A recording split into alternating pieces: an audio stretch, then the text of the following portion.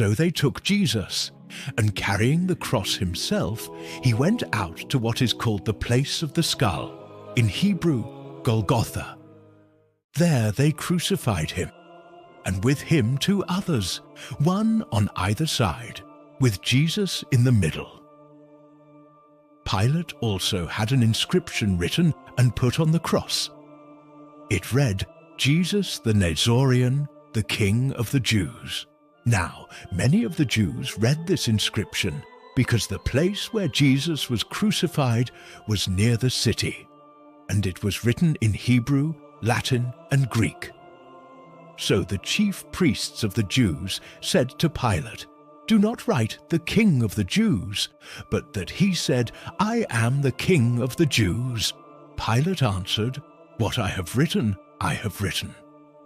When the soldiers had crucified Jesus, they took his clothes and divided them into 4 shares, a share for each soldier. They also took his tunic, but the tunic was seamless, woven in one, piece from the top down. So they said to one another, "Let's not tear it, but cast lots for it to see whose it will be," in order that the passage of Scripture might be fulfilled that says, "They divided my garments among them, and for my vesture they cast lots. This is what the soldiers did."